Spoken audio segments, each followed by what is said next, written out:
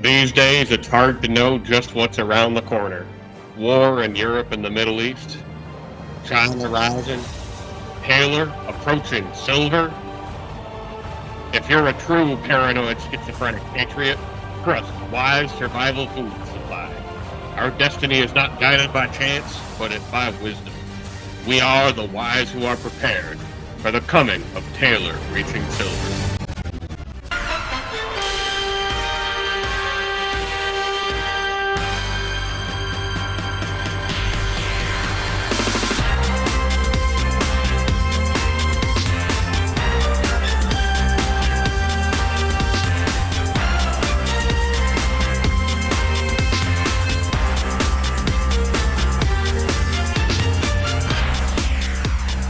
What's up, you clucks? Happy Thanksgiving. Just like the turkey in your ovens right now, we are positively stuffed with new content for you, the loyal listener, this week. Thanks to all of you for smashing it in the comment section on the last episode. We were able to snag some sweet, sweet sponsorship money to go with a side of pecan pie this week. So thanks again to Wise Survival Food Company. Get yourself a good deal on a 60-pack of meals in the comments below. Now, before I get too far ahead of myself, I want to make a note that I'm not alone here today. So let's take a moment to say grace. Come here, girl. Welcome to our Thanksgiving bonanza. Hello. Thank you. It's great to be back. I'm starving for Thanksgiving on Thursday. I'm starving for a fantasy football victory. And I'm starving to supply the users and our fan base with what do they call that? Entertainment. That's the word I'm looking for. Entertainment. Thanks for having me. Oh, Corbett, I'm excited to gobble it up with you. But before we get there, we also have our resident pod daddy sitting at the head of the table. Colin, the carving knife sword. Colin, how's your week coming along? Cluck, cluck. It's good. I'm ready to dip into the stuffin and get into the gravy and the cranberry sauce and all the fixins for this week. Yeah, there will be no shortage of leftovers if the mailbag from last week is anything to talk about. So we had a full 14, and I should say, I think 37 course meal ready last time around. So if you like to set your speed to 1.5, now would be the time, because we're about to read all 37, and Mike Box was first in line when he quoted famous recent Jets tight ends. Of course, Austin Safarian-Jenkins, shout out, probably the best one we've had in recent years. Ryan Griffin, Jeff Cumberland Gap, and of course, the heartbreaker, the dream shatterer, the legendary Sir Chris Herndon.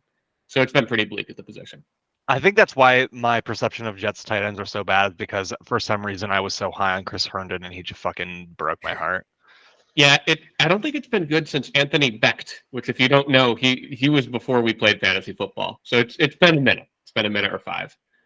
Mike then has a question for the pod. Apologizes that it's Jets related, but because the Jets are wearing the white on green this Sunday at the Bills, people on Twitter called the combo the Peter Griffins. Do you guys have any thoughts on this? Fucking dope. I love it. Yeah, that's funny. Go ahead, Colin. That's it. That's funny. Yeah, there you go. Yeah, I Mike texted me this separately, and I replied to him with a picture of Peter Griffin flying his car. The caption was Peter Griffin in flying car. That's the closest I could get when I Googled Jets Peter Griffin. Mike also says here, another great one from Chris was something like CD coming up big, but the rest of his team was on the lam from the Score Police. Absolutely. I like that we're a few weeks later and we can still be shouting out a full week of Hermans that we did. Lots of fun. Love the Hermans. Mike chimes back in, and yes, I associate Allen Robinson with Chris Colby. I think that's from a trade involving him years ago. So yes, there's an association there that is somewhat esoteric. We don't remember the exact origins. Oh, I do. It's a Michael Vick trade. I was about to say it's the Michael Vick trade. It was when when Michael Vick was on the Steelers. When he was on the Steelers. Oh my God. This is like Chris was when he was first in this league was like infamous for terrible trades.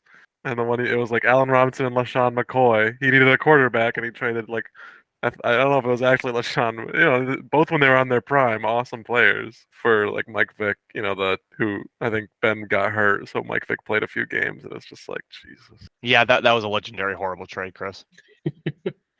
Well, speaking of legendary horrible, Mike says worst candy, Mary Jane's. Colin, you had something to ask him. I'd never heard of this candy before. I said, you mean like marijuana? Tongue in cheek. But no, apparently Mike says no. It's the honey-based candy. I have never heard of these. Saw them. Yeah, Maybe I I don't recognize know. the branding. I do. I don't know if they're exactly like Bit-O honeys, but they're very similar to Bit-O honeys. If you've ever had that ancient candy. Yeah, it's just some boomer shit. It's probably gross. Yeah, it's definitely boomer shit. I googled it and I don't really recognize these. Boomer shit or busting? Corby, you'll bounce back, buddy. Don't worry, was Mike's next comment. And I would have if I played the right person. We'll get into it. Next up, we've got, personally to me, the most infuriating comment of the week, because I put a little secret question in last week. Let me know if your family has any secret, unique traditions. And Mike says, unique Thanksgiving tradition that my family has. The Tiny Pilgrim. Both myself and Adam replied, what the hell is the Tiny Pilgrim? And I would also like to know. It's been a radio silence. So Mike, let us know this week. Maybe he's waiting to be invited as a guest. Tell us about the Tiny Pilgrim. Good teaser. Mike, do not let us know in the comments down below. We'll ask you sometime soon. Probably, week 1 of the playoffs. You'll be in it, right? Hell yeah. On an emoji. I'll take Adam's slew here. Adam says TATJN represent T-Bird, Adam, Tim, Jake, Nick. That's the name of our fantasy basketball league. So yeah, represent. Shouts out to that fantasy basketball league. We're all having a great time, right? It's a 12-person league. It's a 12-person league. It's named after 5 people. One of them's not in it. Fucking love that league. It's awesome. It's a great time. Which T-Bird was in there? Adam also says we were talking on the subject of billboards with ladies and turkey legs. Adam says I saw one of those billboards near Amherst today. I think it was the turkey leg. The turkey leg one is in Springfield. I can confirm that. Right. I'm glad to hear that it is expanded and is duplicating near the Amherst area as well. Yeah, I'm surprised. Maybe that one's testing better than the squash one, but I like the squash one. I don't know her name, but I was surprised we haven't gotten her in a thumbnail yet. So hint. Maybe let's get this girl in a thumbnail sometime. All right. This might be the week. Adam also says can't wait to eat clay. I don't remember us. Were we talking about that? We all agreed. I don't know if Colin might not have, but we agreed that if Aaron Rodgers comes back this year, we'll eat clay. Oh yeah. So Colin can watch us gobble it up. Yeah, you guys can eat clay. Gobble me, swallow me, as the famous song says. As speaking of gobbling and swallowing, Adam says, I love all candy except black licorice. Candy is my favorite food. What do you guys think about this? Is candy an all-time food or? I agree. Adam said something to me, I think 3 or 4 years ago, that's really stuck with me. Kind of like candy, it sticks. He said, if candy was healthy, I would not eat anything else. And I think there's actually a lot to be said about that. Like, I eat other things because it's good for me. I eat candy when I want to have something nice. I like gummy candy especially. And I mean, we see below here a little bit of Adam's opinions. First, he says, nerds are top tier. Also, Adam does back up my, original pronunciation of Whoopers. Are you guys serious? Get with it. Holy fuck. Learn your candy. It's Whoppers. Well, I feel like it's an easy mistake to make because, like, I'm surprised there hasn't been like a legal battle. Agreed. 2 different foods being named Whopper. Yeah. What are the odds? I just don't like candy. I don't know. I don't get it. Mike, there's only so much. There's only so much that I can take. Like, I don't know. No, I agree with that. I definitely don't agree with Adam or what Fitzy just said. Like, there's times where I eat too much candy, I get sick of it. But listen, when you eat too much candy, you feel sick. But if that didn't happen and you felt good, I'm saying if it was healthy, yeah. Listen, is that why it feels bad when you eat too much? Because it's bad for you? I guess that makes sense.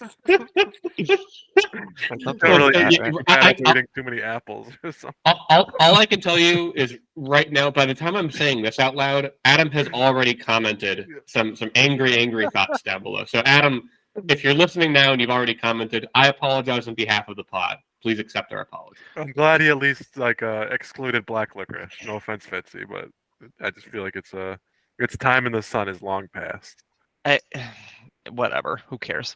Mike asks Adam the thoughts on Nerds Rope and clusters. Adam says Nerds Gummy Clusters is the greatest candy ever invented. Nerds Rope is second. I don't think I've ever had Nerds Gummy Clusters, and this is like making me want to, because Mike replies, hell yeah, I put clusters in the untouchable echelon of god tier candy. Rope is great, but clusters are so good. Airhead Extreme Bites level. I've never had that either. What am I missing out? Are Nerds clusters good? Colin, have you had any before I go on here? Are Nerds clusters the same thing as Nerds ropes, but it's just like bits instead of like a rope? Or I don't know what Nerds. Almost exactly. Imagine if a nerd rope was just like a circle Right. surrounded by nerds instead. I think I've had Nerds rope, and yeah, it's great. And I love nerds. Go ahead, Fitzy. You seem like you have more. We've got a candy connoisseur group going on in the comments here because these guys get it. Mike was the one that originally turned me on to Twin Snakes, so I highly respect his candy opinions. Adam seems to take the shotgun approach of usually just saying all candy is great. Now I'm gonna take a dig real quick. I think the worst candy I've had this year, no offense, Adam, was when you showed up to Corby's with Lego bricks for the draft. That stuff was hard. It was just a little too hard for me. I'm a gummy guy. Nerd clusters are the perfect texture, a little crunch, a little gummy. So yeah, I think there's a lot of good candy in the comments this week. I think you should bring these to your Thanksgiving party this week. And people like candy, so bring it and put it on the dessert table. People are going to be munching on little bits, guaranteed. So a charcuterie board that is full of Nerds Rope, Nerds Gummy Clusters, and Airheads Extreme Bites. Honestly, I will let my aunt know that that's what I'm bringing, and she will rescind the invitation probably. Honestly, people would appreciate it. I mean that. In all earnestness. The kids' table would appreciate it. Oh man. Let's kind of move along here. Adam starts complaining now. Here we go. Adam says all these teams that need QBs and none seem interested in making a trade. Shame. Yeah, I really don't feel like giving up like Devon Achane for Aiden O'Connell. Sorry, Adam. Not something that I'm interested in doing. But then he puts me in my place here in the next comment. He says, Corby, thanks for dropping Devin Singletary to pick up Josh Reynolds, another guy that would have helped you win last week. I appreciate it. Yeah, definitely. The Houston Texans have not been able to run the ball once this entire season. And so I thought, hey, that trend's probably going to continue because that's the way that it's been. And I was wrong. And so it's time for me to say that Adam and I have been colluding all season long, and I'm now feeding Adam's team because it's the only way that he can win fantasy football. Well, if that's true, then this next comment makes a whole lot of sense because Adam says, my lock of the week is myself. Eric has one quarterback because I picked them all up. And also, my team is better. If I win, I have a chance to be in first place. A lot of what he said came true. We certainly will get into it. Just like Adam gets into the waivers every week, when he puts in a waiver on like 5 or 6 defenses every week, LOL. And my comment here is that, Colin, you take the screenshots for the comments every week. And usually we can only see the thumbs up count. Care to explain the thumbs down on Adam's explaining his defense pickups? Yeah, I forgot that I guess this would come up, but it's just because it's Adam. Why did he write that? Because he's trying to save face because we were making fun of him, not getting the defense. It's just, why go defensive when we made fun of you about being on all the? I was like, oh, Adam keeps getting outbid on these defense. He's like, I don't care. I put it on 5 or 6. Okay. So, maybe next time we should let him give him a thumbs down because he's just trying to save face or something. Come on, I hate when people can't just be the butt of a joke and take it on the chin, I forget if it was last week or the week before, Colin, when you said, oh yeah, I'll play up this fake rivalry that I have with Adam for the show. This is proof that it's just real. It's just a rivalry. But you didn't do this for the content. I forget. Yeah. And I don't want to build it up or anything, but I would love to see your two teams duke it out. Me too. Adam, again, saving that for later. Singletary had 13 carries as the lead back, and Corby dropped him for some stupid reason. Why wouldn't I start him? So Adam's firing shots all over the place, Corby. Yeah, I mean, if he's the lead back, you should probably start him. Opportunity in terms of running back makes a lot of sense, but I fucking hate Devin Singletary, and so I didn't believe in him, and hey, you know what? That's the way it is. He starts to throw more shade, though. He says Cash was complaining about me and Chris Colby's trade a couple weeks ago. Yeah, probably because it was a bad trade for Chris Colby. At the time I said that it made sense, and then I realized that Chuba Hubbard is fucking god awful. That guy Is sucks. Tyler Heineke still starting? No. Yeah, so I mean, I said at the time I hated it when Chris was on here, but I didn't hate it that much. Yeah, now it looks even worse. That's Adam. He's the swindler. This next slew of comments did not age very well because Adam says Mike could make a push for playoffs if he had a real quarterback, if only had some good ones to trade. Mike replies, put some respect on Zachary Capono Wilson. He had that one good drive against the Chiefs.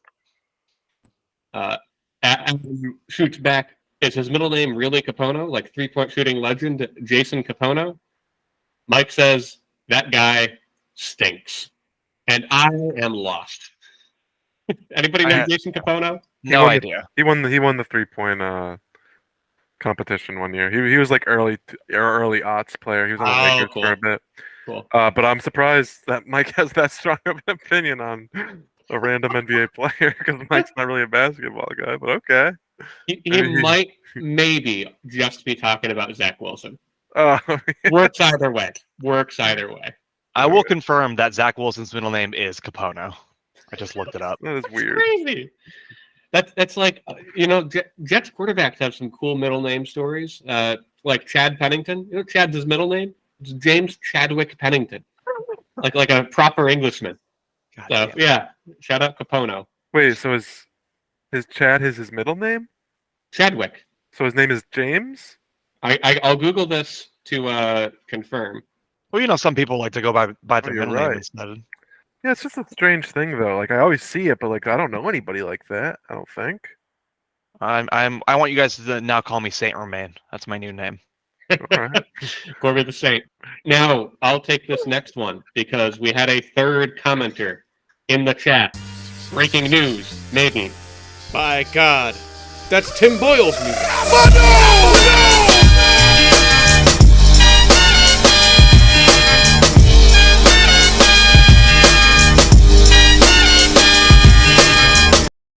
He also says, does the commish even listen to this pod? I doubt it. Here's how I know that he does check in from time to time. When I recently saw him, Corby, he turned to you and said, but dude, your team is so good on paper. So he's at least throwing some somewhat recent references out. He's got to be. Cash, if you're here, if you're in the room with us, please let us know down below in the comments. Chris replies to that by saying, we've been doing a lot of common dick jokes this year. I think we need to talk more about Isaiah Pacheco. And trust me, we will. I didn't even think of that one. That's really good. Well, Chris, you remember Chris's team was, what was it? Pacheco Go Nut Cream Pie. Yeah, exactly. There's something in there. I also like how that was a response to his first comment. That's just totally unrelated. I then get a single targeting here. Chris puts me up on the boards and says, Fitzy, do you want to do like 1 or 2 fantasy hockey pods a year? Absolutely. I would do that solo, but I'd rather do it with somebody who's in the league. That's great. I'm looking forward to a couple weeks from now when we do a TJS. I was about to say. I wish there was a fantasy football in April and we could do like an April's Fool's one where we just did basketball the entire time. Oh, man. That's great. Chris, number 36, says comment section going dummy this week and rounds it off with a clown emoji. Thank you to all of our commenters for lining our pockets with sweet, sweet cash. I especially appreciate the clown emojis. I didn't think I was going to see a single one. I didn't see one from Adam. Not a true fan. He's a fake fan. I think it's time to move on because speaking of fake, this is the last time I do something like this for the bit. In week 11, I picked Mike as my lock of the week as he took on Taylor. Taylor gets the win because Mike put up the second lowest score of the week in the biggest blowout that we had in week 11. I don't have a whole lot more to say about this one. Corby, Colin, help me out here. Did you see anything interesting going on in this matchup? The one bit of note here is that Taylor is the king of swag strats, and he pulls off the swag strat of all swag strats and doesn't start a second quarterback and scores 158 points. His team is, I think, stacked. He's got Charbonnet now, who's going to be starting probably. I love Taylor's team, and he's going to have Alvin Kamara back. He's going to Over the moon. I'm happy for Taylor. He deserves it. He's going for silver. He's going for broke. Taylor is sixth place right now because of his 6-5 record, but he has the most points in the league still. He's got an amazing team, and now both of his quarterbacks are off bye, so don't worry about that. Gus Edwards continues to just get touchdowns. I think he's like, what was that stat? Like since week 6, he has more touchdowns than any other NFL team, more rushing touchdowns than any other NFL team. He just won't stop. So good for him. Dalton Kincaid's fine. You know, he shook off the rookie rust. He's doing awesome. Yeah, his team is absolutely stacked. We may see a silver Taylor soon enough. My only thing about Mike is, you know, like after last week's eruption against me, of course he like goes back to low hundreds, so that's a bummer. But you know, CD can't score 40 points every week, so it's tough. Get out there and get some wins. Go Taylor. All right. Next matchup we had up here was Colin versus Chris P. And I should mention in the last one that because of the one quarterback, we all picked Mike. He was my lock of the week. In this one, I was the only human to take Chris. And even though he only scored 80, I still kind of feel like I was on the right side of this one because Colin, you win while scoring the third fewest points in the league last week. You got this two-headed beast of a running back room. And that's what put you over the top. But Chris's team had first-round talents. A.J. Brown and Austin Eckler put up absolute stinkers. This could have easily flipped either way. What did you see here, Colin? I mean, I had Cup and Diggs putting up stinkers, so I had my first round. You know, it was my random dudes. Second, that's the irony of this is that my receivers are what stacked on my team, and they all scored in the single digits. They all played pretty late on Sunday, so I was projected for like 150 something. With like Diggs, Cup, and Godwin and Debo all not played yet, and all of a sudden, what happened out there? I don't know. I'm legitimately worried about my team. I know that Diggs was playing the Jets, so like that's tough. But like, I don't know what's going on with Cooper Kupp. I know he got hurt. It was nice to go against. Chris was in first place a couple weeks ago.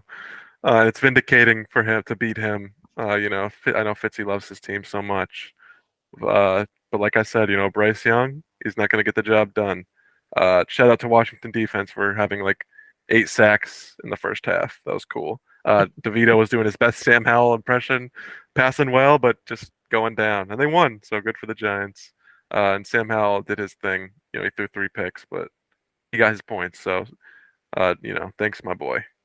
The standouts here for me, A.J. Brown, 1 catch for 8 yards. I mean, yeah, it's like all the superstars kind of took a break this week, and we had Jalen Warren, and Jalen Warren was the number 1 scorer for both of these teams, which is interesting. Colin, I worry for your team with the loss of Mark Andrews, but the good news is that you have Lance Thomas on the bench, so Lance will be there to help you dance to hopefully another victory next week, I guess. I was definitely going to call him Lance. But then I realized that you were doing a bit. It is Logan. But yes, he is Lance Thomas today. Yes, it is Logan Thomas. Next up, Fitzy. We got Fitzy. Fitzy's been trying to get that momentum going to make that playoff push, but he's got stifled by Tyler. So Tyler takes the win here with a nice Gabe Davis classic goose egg. Mostly thanks to Trevor Lawrence's 2 rushing touchdowns, and he did well in the air too. Josh Dobbs continues to just surprise everyone by being a fine starting quarterback. And then on Fitzy's team, the Cleveland tandem didn't do terrible. McCaffrey did his thing, but the rest of your cast, ETN, Deontay Johnson, or really not even him, just like the Steelers in general, or just Kenny Pickett if you want to say that. Just tough sledding. So, he didn't have the worst score. You put up more than me. But Tyler just happened to have a really good week. Odell had a great game before he got hurt, and it was just tough. So what do you think, Fitzy? How are you feeling? How's the humors? Yeah, so obviously I've got, I think, 4 good players on my team. We got the 2 quarterbacks. Of course, I have Christian McCaffrey. And Travis Etienne had a bad week, but he's good. The other people who I started, there are 7 starters counting my defense.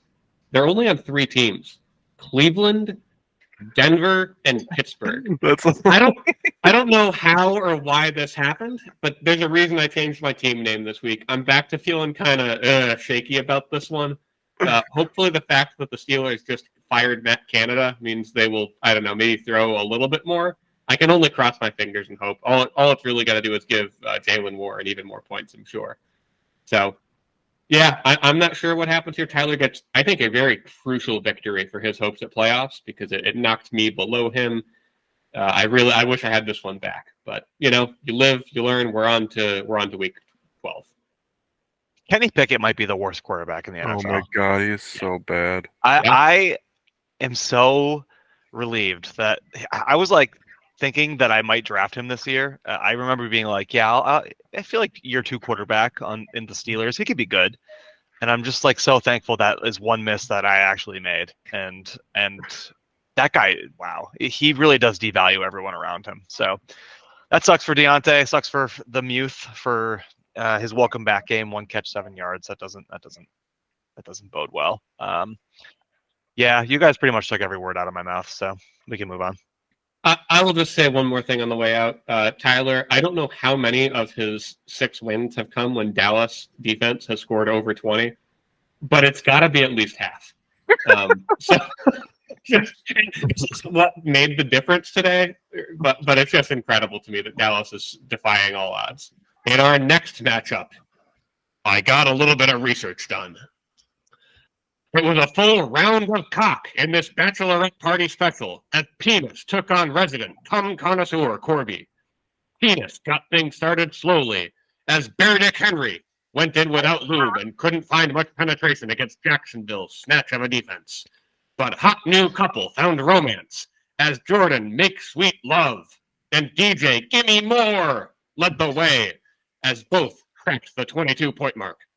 A couple of rushing tutties were all it took to seal it, as Blow Dixon and the Rushard BWC dragged their magnum dongs right into the end zone. Corby's side got into the act as well, unleashing a Stank Dell on his way to breeding a Calvin Kidley. Brian and Devon Shane ended up in the hospital with very embarrassing stories to tell. Unfortunately, everyone else was barely able to pitch a tent to make up for them, and Corby got dicked down. Penis, 156. Corby, 141. Yeah, this is my highest score since week 4. I'm really proud of my team for trying their best at this point.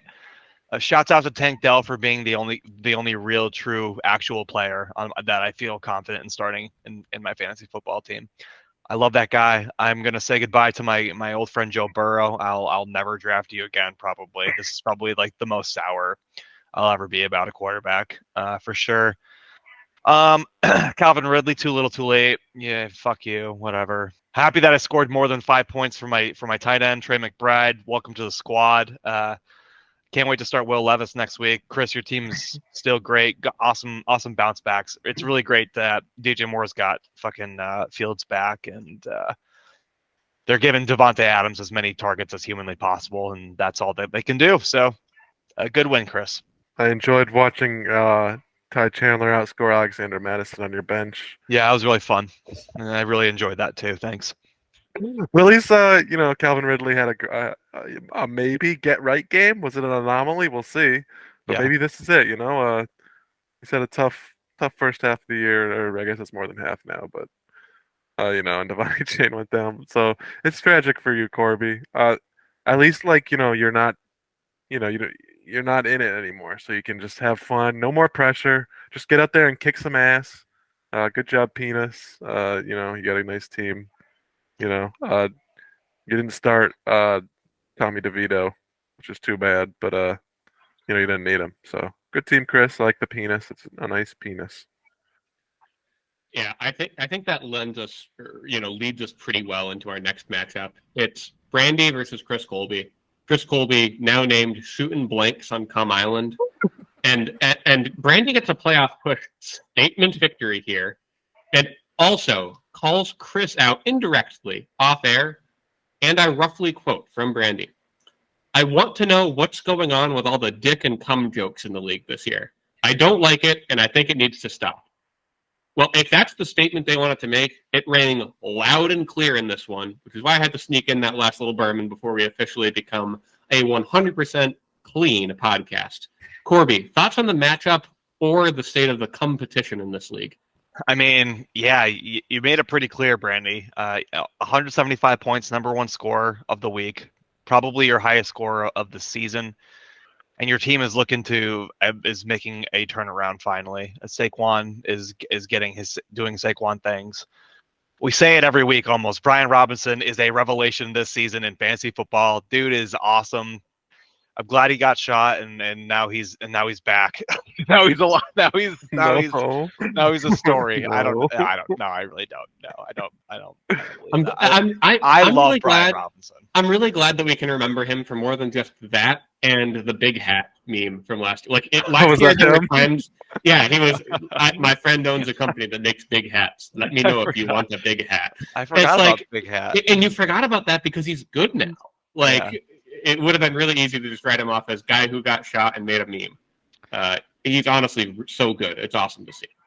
Yeah, and I feel bad for Chris for having a bad week, but I mean he's not out of it yet. He's still in 9th place. There's still nowhere to go but up. He's got a solid quarterbacks back. He's just got to figure out what to do with Jacoby Myers at this point. And in terms of all the penis jokes, I will. You know what they say: happy wife, happy life. So. Yeah, I'm glad you brought up how Chris is still in it because I just want to just real quick, where else to talk about it, but the standings in this league right now are insane. I don't know if you guys have checked them out. Oh The yeah. top 5 teams are all 7-4, and then there's 2 6-5 teams right near the 6th seed. That's Taylor and Tyler, and then yeah, Fitzy, Chris, and now Brandy are all clawing for that to get in that conversation for the 6th spot. So, and there's no one like I said, like Taylor's got the highest scoring team. Adam's in first, and Eric's right behind him. So there's no one dominant team really that we can point to. There's some top tier guys, but I don't know. It'll be really interesting to see what happens because you normally it's points that matter, and obviously it does a lot now. But these low Fitzy, you gotta win out now almost. Yeah. You gotta. So it's gonna be really tough. To get in there now for everybody. I mean, obviously not everybody can get in, but it's going to be a bloodbath, is what I'm saying. In terms of the matchup, awesome. Two explosions in a row from Brandy. Set almost the optimal lineup, which you think would be easy because it's all zeros. They're all people who are hurt or on bye, or Ryan Tannehill. But you just missed out on Jamison Crowder. Just had to slot him in over KJ Osborne, and it would have been the top optimal lineup. We'll get into that later. Saquon had I don't know, I guess a get right game if you want to call it. Finally, a big explosion. He's had some good team games lately, but it's good to see a 20+1 from Quan ripping up Howell and the Commanders. So good team, back on track. Let's get a streak going. I want to see some upsets as long as it's not keeping me out of the playoffs. As for Chris, it's tough. This doesn't do it for you, but you're not peaking at the right time here. Let's get it started this week. Let's go. Our next matchup, and that would be our final of the week. Colin shows his true antagonism for Adam by being the only one not to pick him. And Colin, I think you vastly underestimated the late season heroics that Devin Singletary is capable of, as he was the only one to take Eric in this matchup. Sorry. I wrote this weird. Colin, blah, blah, blah. Elite season heroics that Devin Singletary is capable of. There's not much more to say here other than, Adam continues the trend of first place trade-off games because Chris P gave it up to Eric head-to-head. Then Eric gave it up to Adam head-to-head. And while unlikely, this trend could continue next week if Brandy and Tyler both win while Adam loses to you, Colin. Any thoughts on that? Yes, I know. I did notice that when I was looking at the standings because we're all in the same record, and I was like, "What's my path to first?" It'll be, like we've said, it's a great rivalry, so that would be a great storyline if that happened. It's probably not going to, but it'd be awesome. Did you have more to say about the matchup? I'll pass it to you. Okay. Well, my first thing is it's just funny to see Daryl Henderson with a nice 12.9, and then the NA marker there because they cut it. Absolutely. They cut bait. They're like, okay, Kyron's back, bye. So that's just funny. But good for Adam. Yeah, I picked Eric even though he had only one quarterback, just mostly to spite Adam, I guess, but also because I like Eric's team. And it didn't work out because Jamar and Jacobs had bad games, and Marquise I thought would blow up with Kyler, but it just didn't happen. That's okay. He still had a good game. or a decent game. I guess not good, but for a one quarterback game, that's decent. But you just can't stop the Mahomes Kelsey stack. I guess they didn't do that great though. But mostly just shout out to Corby for dropping Devin Singletary, and shout out to Chris for trading Adam Brandon Ayuk. So really, two of his top scorers here. So way to go, Adam. You're really you're eating like a shark here. But what gets the sharks? I'm the person. Yeah, I'm the apex predator. I'm human. So when I play you next week, I'm gonna win. Oh, we'll get into that though. Good job, Adam.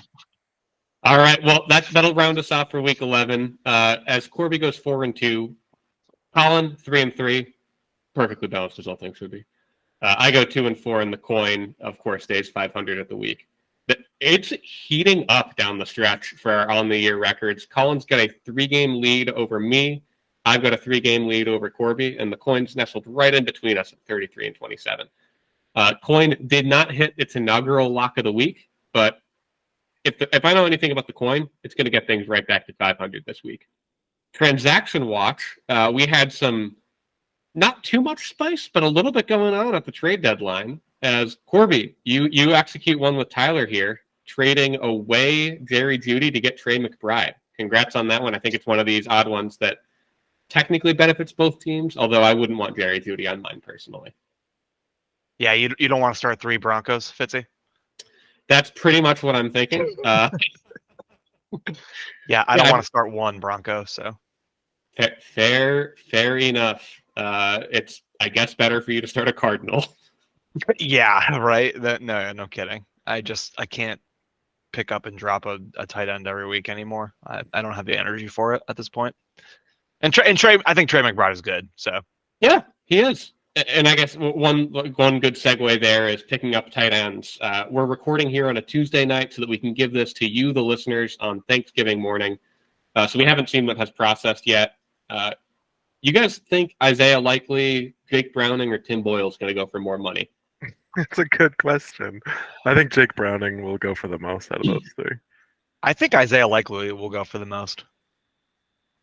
I think I lean toward Corby, but I think those 2 are going to be close. And Tim Boyle, like over under 4. We'll talk about it in the bet section of the week. Okay, 4's a good number.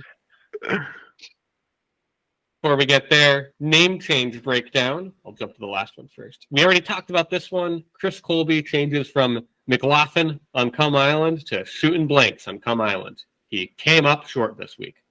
I do like this one. I do disagree with it, Chris. As far as we know, you're having a baby soon, so shooting blanks is not in your wheelhouse. So I still like the name, though. I think it's great. I'll give you an 8. I think 8.5. I like that the team picture has not changed. It's still is this still Jaleel McLaughlin over top of Dr. Johnny Sins on an island? Yeah, yes. I believe so. Yeah. That's an A+ to me for dedication to the craft. Speaking of dedication to the craft, spoiler alert, this one's a 10 for me. I texted Mike about it as soon as I saw it was made. Mike changes from lock of the week to the fat Mike because he recognizes that while Mike is normally one to, change his team name for whatever he's facing that week to scare the competition, he knows his true competition is you, Mike Corbett. He wants to beat the bad Mike and put you in last place. And I think it's working. What a great team name. It is so fucking good. Like he texted it to me without any context or anything. And so then I scrambled to open up the fantasy app to make sure that he also made the photo, the Weird Al. The Weird Al. And of course he did. Yeah. It's a fucking 10, dude. It made me laugh so hard. It's so good. Especially because I've been listening to a weird amount of Weird Al lately. It's very strange. But I love it. It's great. Fitzy, I'll intro the next one here because it's your team name. Fitzy goes from Team Plateau. We buried the lead a little bit earlier in the show. He's changed his name to Team Valley because he's feeling a little icky due to his team makeup of too many Browns and Broncos. I would feel the same way as you, and for that reason, I will give you a solid 9 Browns out of 10. I think that the team name is probably like a 3. I had a lot of fun trying to draw a valley, though. That was a drawing that I made myself there, so I'm happy with how the valley came out. For that reason, I'll say it bumps it up to like a 4. It's a pretty good valley. You made that in paint? No way. You did not make that in paint, did you? I drew the outline in PowerPoint, and then in Photoshop, I just like used an ink tool to fill in some blanks. It's still pretty awesome. That's impressive. It's much better than your plateau. Like that's like that looks professional. That's really It well really done. does. Yeah, I'm very impressed. Wow, thanks guys. Take it back. It's a 5 now. You juiced me up. Speaking of getting juiced up, Colin was the first one to see this one. So Colin, I'll turn it over to you for Paul Watch, the continuation. Well, first of all, I'm surprised I was the first one to see this, just because I thought I was always late to the vigil. So, but Paul came back. Okay, he got a new comment. He's not acknowledging his absence. He didn't come back to talk about CJ Beathard. He never let us know about his McDonald's, but he did comment on defensive tackle for the Ravens, Justin Madubuike. He says, she blows. So kind of just, to be honest, a little disappointing after a long hiatus, but it's hoping for like a like a change in style maybe, but it's a little derivative of his earlier work. But I like it, it's fine.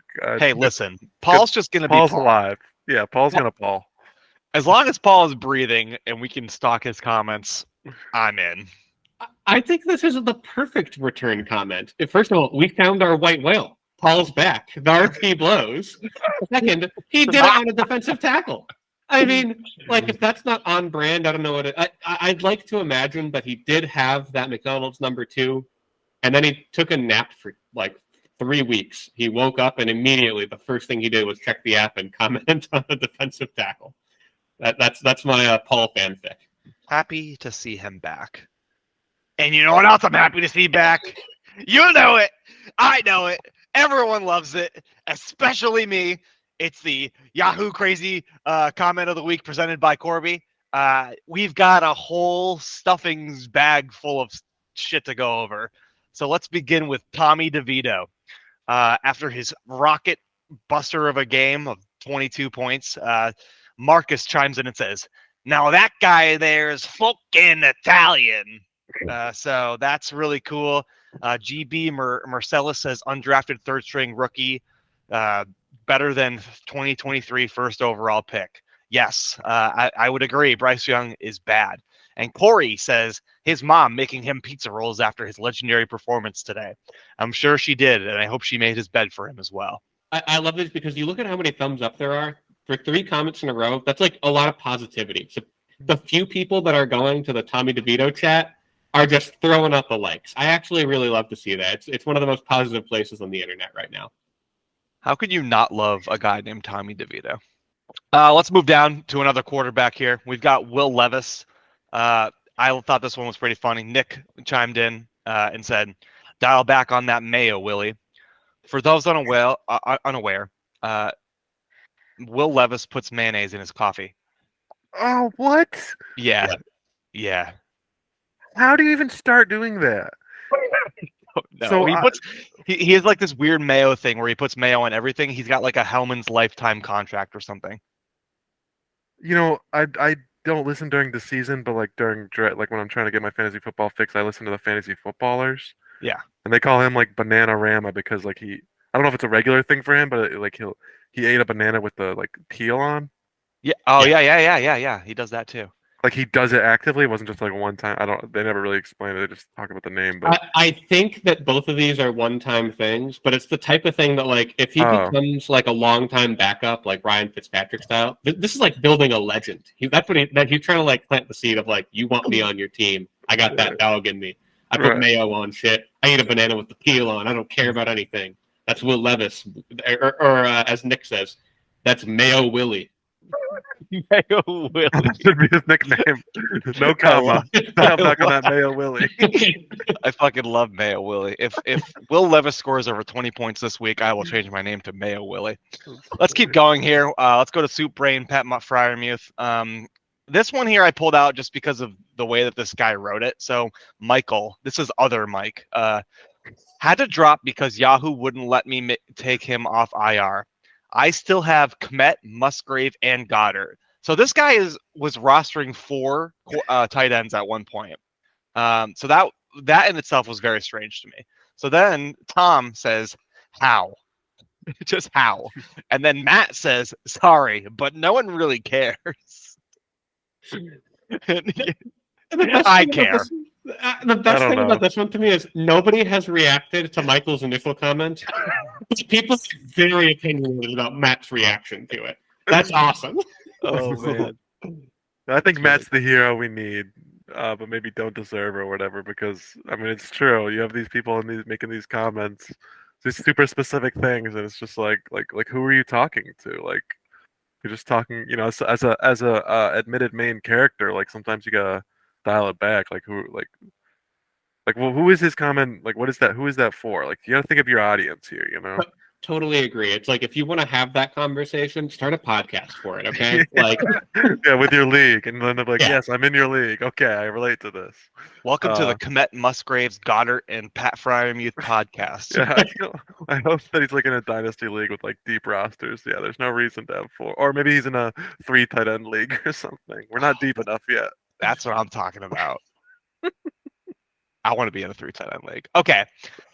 Next up here, we've got quite the anthology. All right. So this is I did a lot of scrolling through Mac Jones. There was a lot of contention. The first one here is the first comment that I saw that I thought was really funny. Dustin said, "Hi, my name's Mac. Welcome to Jack in the Box. May I recommend the double cheeseburger meal?" With the assumption that he will be working at Jack in the Box soon. Yeah, I mean, Mac Jones is pretty bad. I would have to agree with that. I would now like you to direct you guys to my screen because I'm going to share my screen and this is going to be the contention that we have. So I just uploaded this video. This is a screen recording from my phone. Pay attention to the name David here. That's the person that we are interested in. Let's start off with Dennis. Dennis says, "This guy is just like Joe Burrow. The difference is Joe Burrow has Chase and Higgins. He puts up numbers, and Mac Jones doesn't. Flip the stats, and Joe would be subbed for Zappy." Fred then says, "He's just like Joe Burrow in the same sense that they are both white guys, but any similarity ends there." And then David says, "Be less insane. No matter which team wasted a draft choice on him, immoral, untalented loser, bust, dirty Jones would still be an inaccurate turnover machine that constantly commits felonious assaults on the field." Okay, let's keep that in mind. Let's keep going. Let's look at a little more Mac Jones comments. Let's see. We're gonna scroll a little bit. I scroll really slow here because we need to read. Will says, "Guy above me, the biggest no life I've ever seen." So everyone starts dunking on David, and David starts going absolutely bananas. David says, "So in other words, you are waving a white flag of surrender by resorting to hypocritical projections since you can't dispute the truth." God. Barry then says, "Nope, go learn reading comprehension." Owned. So get owned. There was a lot more. If you guys are interested, go to Mac Jones's page and take a look at what David was saying. I've got one more here though that I did want to talk about. Johnny said, "Blood got benched for Bailey Zappi. Let that sink in for a moment. That's when you know you've hit peak Sam Darnold." Mhm. David then says, "Sam had much more talent than those losers from Alabama murderers and meth earning Kentucky pill poppers combined." What did Mac Jones do? Can someone fill me in? Did he? I mean, I know he's bad, but like, did he do something? He's just really bad. I don't know. This guy really hates Mac Jones though. Because He committed felonious turnovers, as says David. But why the Alabama murderers? Yeah, what's up with that? I have no idea. I don't even know what meth earning Kentucky pill poppers Meth means. earning. What is meth earning? Right. Like instead of working for money, they work for meth. And I like the thumbs down here on the negative Mac Jones comments, just because that's weird. Because who's on the Mac? Are there a lot of people like supporting Mac Jones in his discussions? Like even though he's been terrible, like who's thumbs downing the first comment? One other thing. Okay, last year, we didn't really have this segment. We didn't talk too much about the Yahoo discussion board. Maybe we touched on it. But in Jameson Williams' comments, it was in David, probably not this same David, but maybe. He was an infamous character in the Jameson Williams comments. I don't know if you remember this, Fitzy. I do. Yeah. Just because like he would just talk crap about Jameson Williams all the time, and so everyone in the comments was just like, and then his first game back he did awesome, or he didn't do awesome. He had one catch for 40 yards. That was it. That was his only catch all season. But like everyone was just dunking on him that like 1 week, and then like he's there and he's like, "You guys will see," like whatever, flashing the. So I don't know if it's the same guy. Almost definitely not. It's a very common name, but it's just funny that in two separate instances, like David has become the what do you call it there? Like the punching bag for a bunch of people surfing the Yahoo discussion boards. And what is Remember? Blood? Is that a Gen Z thing? Blood. It's Blood? Yeah, just blood. Blood. Like homie. yeah, it's just a thing. I've never heard that in my life. Well, now you've got something new to say to your family. You can say go to your wife. You can go, "What's up, blood?" Hey, Do that Theo. tonight. Hey, young blood. Yeah, do that. That'd be good. Speaking of things that are good, Week 12 has a lot of, I think, very important matchups this week. Lots and lots of playoff contentious, what's the word here? Playoff implications. And we're going to start off with, I think, my personal favorite storyline in the league right now, and that is Brandy making their push for playoffs and having to make it against the rock-solid Chris Cloud. Brandy is, I think, this one's for naming rights even more than playoffs. This is, if Chris loses, he has to change his team name to something clean. I truly believe that. Okay. That all said, it's an uphill struggle for Brandy. Chris Olave is the only receiver left in New Orleans. No shade to the Rook over there, but Chris Olave is going to go nuts. But is it going to be enough to take down Devontae Adams, Derrick Henry, Joe Mix, like the full slew that Chris has got? I'm not so sure. I'm going to take Chris in this matchup. Is T. Higgins back this week? I don't know. I don't really think it matters, to be honest with you.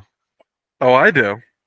Because here's what's happening. Here's what we got here. Okay, Josh Allen is playing the worst passing defense. I don't know if that's still true, but they've been like first all year. He needs a bounce back game. They fired their offensive coordinator, a couple weeks ago. I need Diggs to tear it up, so I'm gonna say he's gonna get 40. And then what's up with some of these under projections? I know that Brian Robinson is playing Dallas, but this dude is the 30th player on the year. He's a monster. Long story short, awesome team Penis. I love Penis's team. I'm taking Brandy. I'm tired of us all taking the same person, and then the other person win. We all took Mike Taylor won. I don't care what the projections say. Brandy, I'm like I said last week. I took Brandy because they scored 170 the week before. They did it again, and they're doing it again. Give me Brandy. Yeah, I'm not gonna do that. I'm gonna take Chris here, and the reasoning for that is that the Browns are playing the stout Denver defense, who does not let up passing yards at this point in their season. Fun fact, they have now won 4 games in a row. They're on the highest win streak that they've had since 2016. They're going to the Super Bowl. Denver Broncos versus Seattle Seahawks for the Super Bowl. It's going to be awesome. Yeah, book it. That's not okay. I just think that I love Tyler Boyd when T. Higgins is not in there, but their quarterback is going to be bad. The quarterback play is going to be bad. They're not going to score points. It's gonna be tough sledding. Jacksonville defense against Houston, not gonna be good. Elijah Moore can't keep getting away with it. He's got 15 and 12 points 2 weeks in a row. It's not gonna happen again. I'd be willing to make a bet on that also. So whoever wants to take that, please. Chris, yeah, I think Chris is just rock solid team is on the rise here with Hay and DJ Moore getting right at this point. So I'll take Chris. And please welcome back the coin. The coin is going to put Colin all alone on Brandy Island because the coin wants the cloud. Next matchup is, again, lots of playoff implications here. Must-win spot for Chris Colby. And don't look now, but Taylor, despite being in 6th place, is pacing the league in points. So, I mean, right now he's projected to lose. He has not set his lineup yet. He's going to get that done. He's going to put Kamara in over Aaron Jones if Aaron Jones truly is out to flip the projection here. And I'm going to keep it really simple. Last week, I locked myself in against Taylor, and that's the wrong side to take. I'm going to lock in Taylor this week, my lock of the week. Oh man, betting on Florida man is very scary. But I think in this sense, I think I agree with you. So I'm also going to pick Taylor. I just think I love Amon-Ra and his running back situation is really great right now. Thielen is getting a bounce back game. He's playing against one of the worst pass defenses in the league, although his quarterback is Bryce Young, so that's not good. Yeah, I'm going to take Taylor. I'm also going to take Taylor. You're sick of picking other people, different people. Well, every Or time not you want me to pick the other person now, I'm just, I mean, you know, but like, I mean, that one I think was close to me. This one is, No, yeah. I'm just kidding. I see, yeah, you look at the other, you know, well, you know, Chris could win anyone, you know, any given Sunday. Mostly we're counting on Taylor to set his lineup. You know, we've seen Taylor not set his lineup. Hopefully, you know, he's on it. This is going to be an interesting week for Chris because he's playing against Tyreek Hill, who he famously proclaimed this week would be outscored by Taysom Hill. Oh my God. That's right. So we're gonna see how that goes down. But yeah, give me Taylor. Yeah, Taylor for sure. What's the coin thinking? The coin's making it a full round to go with Taylor. And Colin, just so that we don't give you shit, I'm going to let you pick the next matchup first. It's Tyler versus Eric.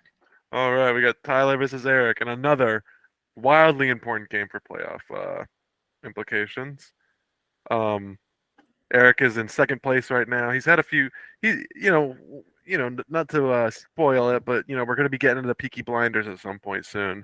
And Eric's is going to probably be a roller coaster because he's had his high highs and low lows. He's in 2nd place. He's got good points, but I mean, if he's definitely had, I know, at least 2 sub-100 weeks, so that's tough. Will this be another one? I don't think so. There's a bounce back game from Hollywood Brown. I think teams are finally keying in on Tank Dell, and Nico will feed off of that. You know, he's got a great team. A lot of it is going to be contingent. Is that the word? That's the word. Nice. On a Jake Browning throwing to Jamar Chase, and hopefully Derek Carr can actually play quarterback. So we'll see. We'll see if we can get some Winston action in there. On Tyler's side, this is really a must-win for him. He needs it. Pop Douglas is looking like an actual NFL player. Unfortunately, he's got the wrong B. Robinson on his team. Brian Robinson over Bijan Robinson all day. Give me Eric. He is going to hit the launch button also. Yeah, to me, the launch button is fully depressed, and I do mean depressed downward. It's been pushed, and this is because Tyler admitted that he's got fantasy depression. He's just not feeling it this year, and I can see why. His team, despite potentially getting Justin Jefferson back this week, it's just not a fun spot to be. I offered him a trade for Aaron Rodgers at the trade deadline. I offered him Mac Jones. He didn't accept it. Because both of those players are actually worthless, right? Let's be real. But yeah, just on vibes alone, I think Tyler keeps a slip going here. I think he's going to fall to Eric, and Eric's going to, with a win here, basically cement himself into playoffs. So give me Eric, and the coin disagrees. The coin's on Tyler. And I'm also on Tyler. Give me Tyler here. I'm seeing a little, what do they call this? An upset. We got Dobbs against one of the worst defenses in the league with Chicago. We got Derek Carr playing a in division game against Atlanta, and Derek Carr sucks ass. That guy's fucking horrible. But Buffalo defense against Philadelphia. That's negative points coming. We got Dallas defense against Washington. Sam Howell's getting sacked at least 15 times. Give me the upset. I'll take Tyler. Let's fucking go. Love the confidence. And I also love this matchup. Chris P versus Mike. This very well could be potentially the least important matchup of the week, but that implies that Chris Patino needs to get at least one win out of the next 3 weeks here. And he really does need it. He's low on the points list. Just because he's got the same record as the first place team does not mean he's safe. Meanwhile, Mike pushing, trying to become the good Mike. I think this is one of the more interesting matchups. This is the battle of the two teams that were the lowest and second lowest scorers just 1 week ago. So one of them's going to break out of a funk. And God forgive me, I think it's going to be Mike. So I'm going to take Mike in this one. I'm taking Mike as well. First of all, looking at his team, he's got the 2 tight end flex going with Luke Musgrave and Colin. I'm surprised Mike was projected for so low. But You're surprised that Tyler Conklin is projected for so low. he's had a few double-digit games this year. He's had 4. He's okay. Tim Boyle. Yeah, but they're playing Miami. It's gonna be a shootout. So Garrett Wilson's gonna have some good points. Listen, just get Garrett Wilson the ball. That's all you need to do. And on the other side, you got a lot of players pointing the wrong way on Chris's team. Kenneth Walker, you got a boo-boo. Najee Harris is losing his grip there, and he's still starting Bryce Young. And Russ Wilson is playing Cleveland, as Corby noted. Oh, no, wait. Well, you did note that, but I think you were pro Denver in yours. Mine is pro Cleveland. An actual stout defense, which I don't think either of you will deny, right? So they're not that good. Okay, so that'll be tough for big old Russ. Give me Mike. Some deplorable starters on both sides, but that's okay. Because it cancels out. Mike for the he's playing spoiler. Let's go. Give me Mike too. I want Mike. I love Mike. He's my great friend. I know Super Meat Man AJ Dillon is about to feast with the lack of the most overrated running back in the whole league, Aaron Jones, out. That's awesome. You're gonna get Garrett Wilson the ball with Tim Boyle throwing the ball to him. You got Tyler Conklin. That guy's awesome. And on the other side, you've got all these bad people like Kenneth Walker. He's not even gonna play. He's a coward. You got Bailey Zappi and Christian Watson. You got all these bums. No good players anymore. So give me Mike. Let's go. For the second week in a row, I thought I was being spicy when I was the first one to pick Mike, and for the second week in a row, you both take him as well. But another trend continues. The coin for the second week in a row is locking in Chris P. Yeah, we'll see about that. Speaking of seeing about, yeah. Colin, you go. Should I do it? Go ahead. Yeah, Go ahead. please. All right. First of all, all right. So no, let's go. It's a battle of the hosts. It's Fitzy and Corby. Now you might be thinking, well, this is a matchup that should be the last one. Well, we'll get into that. But it's a battle. It's a battle as Fitzy cannot lose this if he wants to make playoffs. It's a huge game for Fitzy. Unfortunately, Cameron. Holy shit, what's his name? Portland Sutton is playing the Browns. Will his touchdown streak end? I don't think so. Why is this dude projected for only 9.66? I don't care about Cleveland D. On the other side of the ball, I guess you got Corby starting Tajay and Alexander Madison. Give me Fitzy. That's like Fitzy win right there. Yeah, this is the Fitzy revenge game from week 1. Week 1, I beat Fitzy, one of my 2 wins on the season, and my team sucks. So I'm gonna take Fitzy here, and I'm gonna keep my analysis short. Just look at my roster. Just look at it. It's bad. It's bad. It's bad. So yeah, I'll take Fitzy, and it will be my lock of the week. Oh no, I've got that reverse jinx voodoo going on. So the coin is on Corby. Will the coin be on Corby Island is the only question. Thing is, when I named myself, Team Floor, it was because I started off the year with a couple of 120s. Last week I scored nearly the same exact score I did week 1, 126. And I think that's going to happen again. I'm going to be right in that range of like 120 points. So the only question is, will Corby go under 120? Last week he did not. Corby, I think this is, you're right, my week to steal a victory back here. I want to keep things interesting for the playoff push. Taking myself, putting the coin on Corby Isle.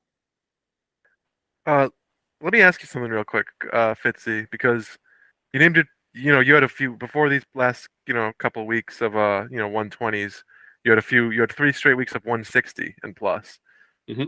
Now a valley is it's a dip, right, surrounded by mountains. My question is this it time to peak up once again? You know what I mean?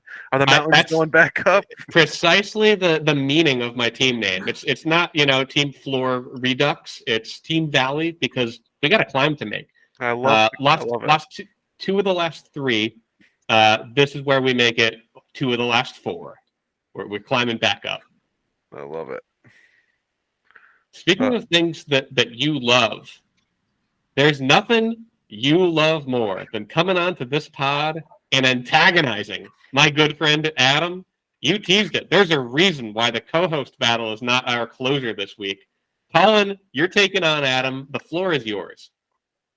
It's time for Sam Howell to put his money where his mouth is, all right? Or where my mouth is, I guess I should say. He's got a Thanksgiving game coming up against Dallas. Now, my prediction is that that game will, decide the fate of this one, You might look at the rest of the people and say, no, that will. All these wide receivers who've been underperforming, I need them to step up. I need Sam Howell to get about 30 here. I think he can do it. That's my prediction. Adam's got a good team. I'm not gonna mince words. And this projection is false. He's got Taysom Hill slotted right now instead of Kyron Williams on his IR spot still. So spot him about 12 points or whatever, and he'll have not just the best projection this week, but probably the best projections in week. One of the best projections in weeks. So it's tough to pick. It's tough to pick me. Well, that's exactly what I'm going to do. I'm locking in myself. Yeah, I'm just joking around. Of course I'm picking me. Yeah, we're going to take Colin. Sam Howell's going to get 30. Baker's stepping it up. Everyone's going to do awesome. I know it. I got my Lance Sam Howell stack. So you can't lose. I'll pick up a defense. Don't worry. My projections are a little fluked too. Yeah, go me. Let's see. Let's go ahead and give it to me, guys. Let's hear it. Yeah, I'm gonna give it to you. I'm gonna give it to you bad here. I mean, it's not gonna go well. I can't. I'm gonna watch the Cowboys murder the Washington football team on live television. It's gonna be tough. It's gonna be tough sledding for my good friend Sam Howell. I just like Adam's lineup more, and I just don't think Cooper Kupp is gonna play this week either. And even if he plays, I don't think he'll play well. He's hampered. If he does play, then that would be awesome because I really need that too. So I'm gonna take Adam for that reason. You've got some yucky injuries here, and you're not starting Keaton Mitchell because you're a coward. So give me Adam. I might start him if Kupp doesn't play. There you go. Well, if you start him, then I'll change my mind. No, you won't. No, I won't. Good, Colin, I'm surprised you're even bringing this up because your most recent comment on the Yahoo app 8 hours ago was, quote, why projection so high on Keaton Mitchell, who you own? So you obviously don't believe it. No, I don't. I mean, someone responded to me saying something, and I almost responded back, but then I was like, I'm not going to have an argument on the Yahoo discussion boards. It was a rhetorical question. Yeah. Yeah. Gus Edwards gets the touchdowns and he gets plenty of touches. Lamar Jackson is still, an important running back on that team. Justice Hill is going to get a few carries and touches. Like, I just don't. 10 points is that's low end, RB2 territory. It just doesn't make sense to me. I love Keaton Mitchell. It's just this ain't it. I could be wrong, but I just, Yeah. Thanks for stalking me, though. I know you like to stalk my commenting. I hope it's mutual. I saw you just pop absolutely up. I saw you pop up in the Kelly Olynyk chat. Like that's how I found you. So anyway, Colin, despite the fact that we're good friends on the app, I've got to put you on your own island as well. I'm taking Adam. Corbett, you make a really good point about Sam Howell, and it almost makes me want to flip my pick from Eric over to Tyler, because the Dallas defense is probably going to put up 40 this week. I mean that in all earnestness. Deron Bland, 2 pick sixes. Book it. Coin wants Adam. I want Adam. Corby wants Adam. We got a whole lot of candy finishing us off here. Colin's the only one reaching for a slice of pie. And with that, let's move it on over to the bets of the week, where last week we had some fun ones. First up, Colin picked Trey McBride points over whoever outscored Kittle and Laporta. So a good little tight end regret bet. Colin, you nailed it. Trey McBride outscored both of them. Laporta came close at 6.8. It's not like McBride had a great game at 9.6, but just kind of a dud week for Tyler's stud tight ends. He actually traded. He's my stud. There were no regret points from Tyler this week for tight end. True. As he traded away McBride. True. But I would regret it if I was Tyler, because he traded him for Jerry Jeudy, whatever. I did offer him Keaton Mitchell for McBride. I was surprised that he went Jeudy instead, but whatever. Not I guess that's a toss-up, but I guess I want to do the next one, because Fitzy said this Jamison Crowder guy, he either scores below 1 point or above. A very wise statement. Because he's the return guy, so he gets a lot of like 0.32s. It's basically, will he get a catch? I feel like was what the bet was. And he got 2 catches for 12 yards. It was over under 1 point. 50 says under. Me and Corby said over. He got 2 catches for 12 yards. That's a good 3.2 right there. No return yardage, so a little disappointing there. Fitzy, go ahead. What do you think? Yeah, no, that's the most disappointing part for sure. It's also disappointing that he outscored. I could have made this bet about Gabe Davis, and it probably would have worked out for me. Well, that's 2 in a row that I've lost, and we now jump it to 4 because I lost 2-0 in the next matchup. It was a basketball bet. We play in a 9-category basketball league. For those that don't know about that, I'm not going to get into it all. We have 9 categories flashed up on the screen right now, and I only won a single one of them, as Corby and Colin both won 4 in the round robin tournament here. This was going to just be, the loser pays the winner, or maybe the 2 losers pay the winner. I don't remember. I'm the whole loser, and you both get $5. Congrats. Well, what I was thinking was, I guess I didn't know how we were going to do it, but we did a 3-1, or I don't know if it was the Keaton Mitchell. No, I don't remember what it was, but you said you would pay us each $250. So if you paid us each $250 here, then you wouldn't have to have a weird number to pay at the end of the year, because then it'd be an even 5 each. But I mean, it's up to you. But it's very virtuous of you to offer to not take my money, Colin. But I would not be so kind to you. So I will just say this is 2 losses. All right. I know nobody cares about this but just like for 1 minute, I just want to say, Fitzy, I don't know if you paid attention to this. I don't know how in depth you were looking at it and stuff. But you were beating me in turnovers, and I was beating you in steals. So I sat some players to risk it, because you know what I mean. Yeah. So you ended up playing more. You did end up playing more games than me, and it almost, as you can see, I got 4 more steals and you got 5 more, so it was pretty close. But I would have won the bet. I would have got 5 categories here if I just stuck to my guns and played my players, because it's not like I was gonna. I guess actually you would have won turnovers. You could have had 5 turnovers. I could have. Yeah, you're right. You're right. Okay, never mind. It's possible you would have lost it 4-3. I guess I should have just played 1 more player or something. So whatever, it doesn't matter. Really, I just should not have made this bet, because your team is so different from everyone else. You were just guaranteed to win 4 categories. You're going to win blocks, you're going to win rebounds, and you're going to win field goal percentage automatically against our 2 teams. Yeah, it's an easy bet for me. Yeah. And so was this one, or so I thought. Colin and Fitzy, you picked against me last week. I said, put your money where your mouth is again, and you did. And your mouth was spitting money, or eating up my money, because you outscored me despite my victory and your loss. I put up 118, you put up 127. So good for you, except you lost. So good for me. Oh, well, you won the bet, but you know what I mean. Yeah, and I kept it going too, as I needed to dig out of a hole here. You gave me the easiest Colin Sam Howell hubris bet there is, which was over under around even 300 passing yards. I did take the under, and it was correct by 45 yards.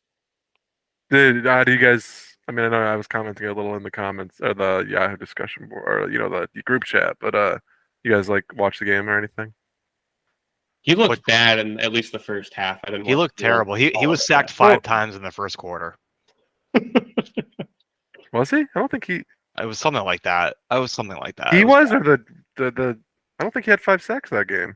It was a lot in the first quarter. I'll All after. right, well, whatever. It wasn't bad as Tommy DeVito, but they had a game-winning drive. They could have won here, and I think he got picked off around the four. Like he could have. Like I know it's 2:55, but like I think if they finished off that game-winning drive, he could have got it. So yeah, it was disappointing. A bad game from Sam Howell. That's okay. He's had more good than bad this year. Speaking of which, Sam Howell's playing on Turkey Day this year. I'm transitioning to new bets. Is that okay? Yes. Yes.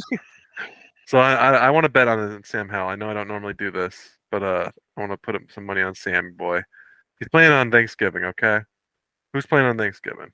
Give me one moment as I look it up. There's 6 games. You have 6 Packers- games on Thanksgiving? 3. I'm sorry, 6 teams. Oh my god. 6 I was teams. like, I'm what sorry. the fuck? That's 6 so teams. many. Packers, Lions, Commanders, Cowboys, Niners, Seahawks. My bet is that Sam Howell, in fantasy points, will be one of the top 2 quarterbacks in those 6 teams. So it's Goff, Love, Prescott, Howell, Purdy, Geno. I think He he'll be. will not be. Yeah, and I'll take I'm under. fine with it. I'm fine with the 2 for 1. Sure. Yeah, we'll lock that one in. And I will lock in $5. I've got 3 bets to bring this week. Oh, wow.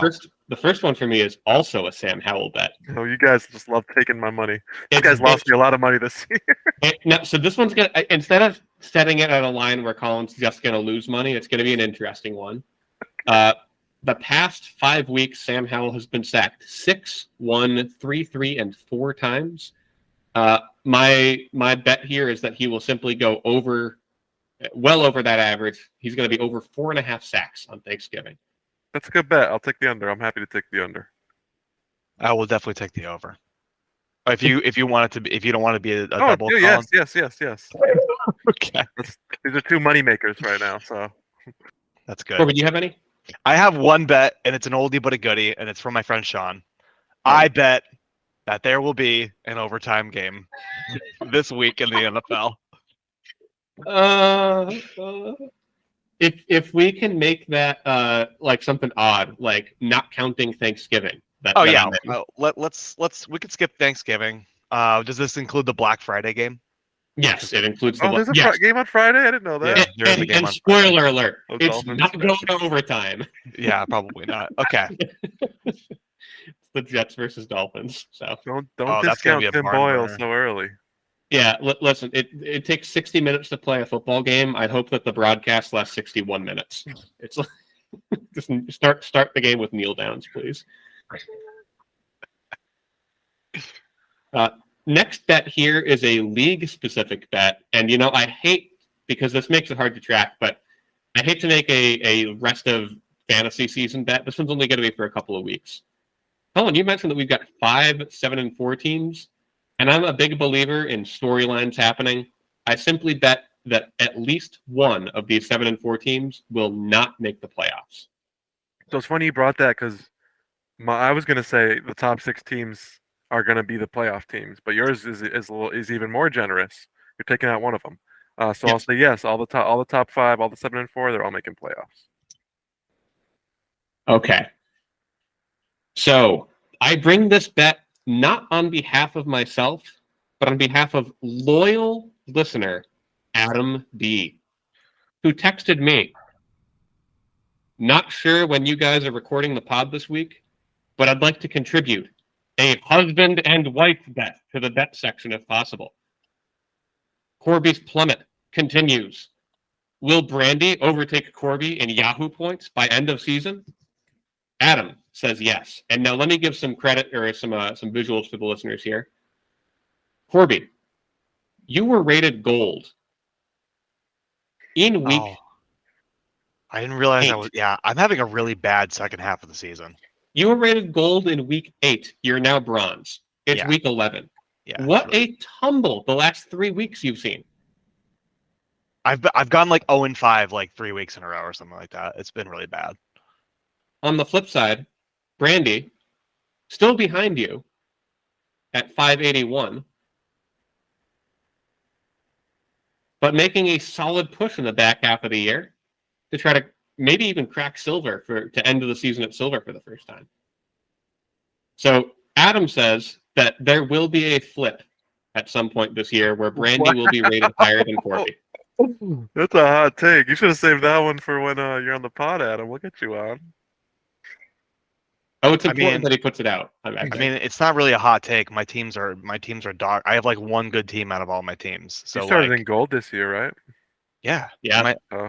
And I started off hot, and now I'm not having a good second half of the season. So I mean, I would believe it, but I will bet on myself, I guess. So just for posterity's sake. So yeah, okay, sure. I don't think that there will be a flip. I can't believe I'm fucking bronze. All right, Adam, lock it in. Oh, I didn't Thanks realize it was for bad. thanks for sending one our way. Okay, wait. So when you introed that and you said the husband-wife bet, I was like, oh, what could this be? All right, I have one to put forward, but it requires a little legwork from mostly me and you, Fitzy. Because all of our wives play fantasy football. Mhm. And what I would propose is that does Alex just have one team? Alex has one team. It's on the ESPN app. Okay, that's fine. But I think that my wife will score the highest percentage above the league of her league average, just because the settings are so different everywhere. You know what I mean? I see what you're saying. Is there a like mathematical flaw in this that I'm missing? I'm trying to do it in a way that No, I don't think so. I think that technically, like a smaller team has higher variance. Like if you're like it's a you know, but I think like that comes out in the wash. Yeah, what's wrong with higher variance? That's fine. So that's my bet. Is I think that my wife will outscore your wives, Brandy, and against the league, the percentage of league average. You know, so you guys know what I mean by that. You guys are math people. So I'll have to, obviously, like kind of, we could. I don't know if you want to do screenshots but it obviously would be like honor system involved, but whatever. But you guys, what do you guys think? Number one, not a math person. Can't do math. You do software engineering, and you don't. My highest level math I took was algebra 2. I know, but you haven't gotten above that in your years of practice. Even in college, you didn't have to. No. Anyways. All right. Yeah. So anyway, just to make this official, I will take the bet. I'm accepting this bet. I don't know if you knew that Alex is 9-1 this year. Or sorry, 9-2, I should say. She's 9-2. She's unbelievably good. Yeah, Kim's I think 7-4. She's doing fine. She's got a good team. Yeah, I don't have faith in Brandy's team, so I'm out. not even for like $5 to support your wife. Happy wife, happy life, Corby. 2 weeks in a row of 170. Nah, that's all right. Wow. If Brandy listened to the podcast, maybe I would. Someone's gonna tell her. All right. All right. Chalk it up. This is great then. Alex versus Kim. And on that note, we give thanks to all of our listeners for ringing the bell, subscribing as well, hitting the like, and giving us, like I had mentioned before, stuffed full like the turkey. Lots of comments down below. We really, really do appreciate you all. Thank you for, again, helping us to get Wise Food Survival to sponsor us this week. And who knows who will sponsor us next week if we can get over that 20-something comment threshold again. Really looking forward to that. Looking forward to this week. And I'm looking forward to gaming. Because my name is Fitzy. I'm Colin.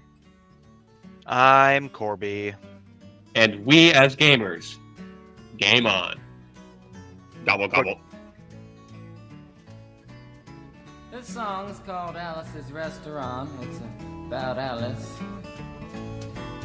and the restaurant.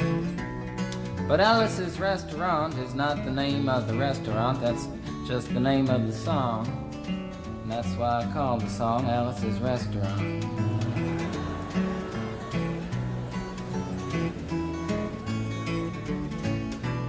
You can get anything you want at Alice's Restaurant. You can get anything you want at Alice's Restaurant. Walk right in, it's around the back, just a half a mile from the railroad track. And you can get anything you want at Alice's Restaurant. Now it all started 2 Thanksgivings ago. It was on 2 years ago on Thanksgiving when my friend and I went up to visit Alice at the restaurant. But Alice doesn't live in the restaurant. She lives in the church nearby the restaurant in the bell tower with her husband Ray and Facha the dog. And living in the bell tower like that, they got a lot of room downstairs where the pews used to be. And having all that room, seeing as how they took out all the pews, they decided that they didn't have to take out their garbage for a long time. We got up there, we found all the garbage in there, and we decided it'd be a friendly gesture for us to take the garbage down to the city dump. So we took the half a ton of garbage, put it in the back of a red VW microbus, took shovels and rakes and implements of destruction, and headed on toward the city dump. Well, we got there, and there's a big sign and a chain across the dump saying closed on Thanksgiving, and we had never heard of a dump closed on Thanksgiving before, and with tears in our eyes, we drove off into the sunset looking for another place to put the garbage. We didn't find one till we came to a side road, and off the side of the side road was another 15-foot cliff, and at the bottom of the cliff was another pile of garbage, and we decided that one big pile was better than 2 little piles, and rather than bring that one up, we decided to throw ours down. That's what we did. Drove back to the church, had a Thanksgiving dinner that couldn't be beat, went to sleep and didn't get up until the next morning when we got a phone call from Officer Obie. Said, "Kid, we found your name on an envelope at the bottom of a half a ton of garbage, and wanted to know if you had any information about it." And I said, "Yes, sir, Officer Obie, I cannot tell a lie.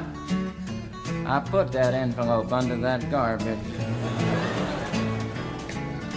After speaking to Obie for about 45 minutes on the telephone, we finally arrived at the truth of the matter and said that we had to go down and pick up the garbage, and also had to go down and speak to him at the police officer station. So we got in the red VW microbus with the shovels and rakes and implements of destruction, headed on toward the police officer station. Now, friends, there was only 1 or 2 things that Obie could have done at the police station, and the first was that he could have given us a medal for being so brave and honest on the telephone, which wasn't very likely, and we didn't expect it. Another thing was that he could have bawled us out and told us never to be seen driving garbage around the vicinity again, which is what we expected. But when we got to the police officer station, there was a third possibility that we hadn't even counted upon, and we was both immediately arrested, handcuffed. And I said, "Obie, I don't think I can pick up the garbage with these handcuffs on." He said, "Shut up, kid.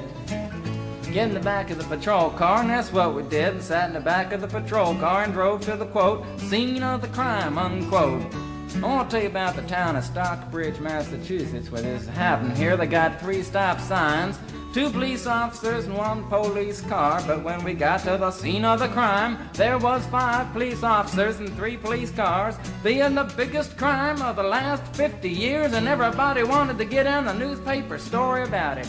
And they was using up all kinds of cop equipment that they had hanging around the police officer station. They was taking plaster, tire track, footprints, dog-smelling prints, and they took 27 8x10 color glossy photographs with circles and arrows and a paragraph on the back of each one explaining what each one was to be used as evidence against us.